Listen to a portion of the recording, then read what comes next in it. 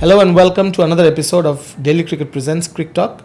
With me is, as always, is Atif Azam, the Crickbus correspondent for Bangladesh. I'm Mohammad Isam, ESPN Cricket Info's Bangladesh correspondent, and belated Eid Mubarak to all our viewers and listeners. We have just finished with the Eid holidays here in Bangladesh.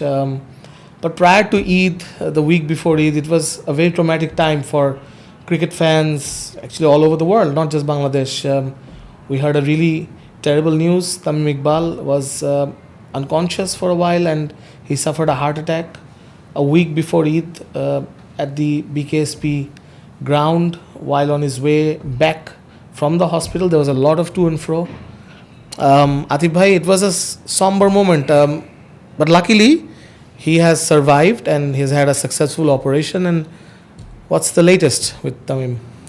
As I know, yesterday he went to Singapore for better treatment, and hopefully he'll recover within 2-3 months. But I think that he'll have to have a very more balanced life now, because after this kind of operation, what doctor usually prescribes is that you cannot take a lot of loads and all those things. So he might, and he knows how to handle himself. That won't be a problem. But the thing was that it was quite devastating to know a player who is just around 40 to have... No, less than 40. Less than 40? Yeah. I understand, less than 40, but Yeah. to have such a heart attack, Yeah. it's a very big... I just wanted to know that what went through your mind, because you know Tamim from a very close quarter. What went through your mind when you first heard this? When I heard, I called the match referee there with Paul, and he was in tears. He was, sobbing. I thought it was the worst, and apparently it was really bad at that stage. And there was a rumor. Even someone called Akram Bhai and said that he's in the bad shape and things like that. So there was a rumor, but then by the time I reached the hospital, I heard that the operation was ongoing, and I mean, thankful to Allah that he survived.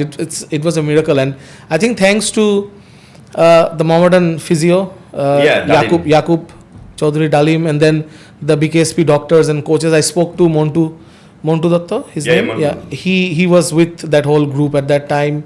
I think the Mohammedan managers, T2 and Shipon Bhai, and of course the match referee was there. And we should also thank their both, because he signed on the paper that was required, because no one was from the family could arrive on time. So that's one thing that he took a chance on. And the best part is that I think that they had kept their faith on Yaqub, because if the CRP was not done on time, then I think that it would have been... Yeah, it was a wise decision not to bring him to Dhaka at that point. There was a hospital nearby. I went to the hospital. It was quite adequate. It had all the facilities. And, salute to Bangladesh's medical prowess that they could do an operation like that. And for our, global audience, it's... Bangladesh is very much Dhaka based or Chittagong based, so the good hospitals are not really in these, smaller towns and suburbs. But it was great of that, brilliant work from that doctor, from the cardiologist there. So we wish Tamim all the best in Singapore. He's gone there for a second opinion and he needs to recover. And we all hope that he can come back to cricket one day, because he's got a lot of cricket left in him. Yeah, because he's retired, but look at his form. He's been scoring runs in the DPL and BPL.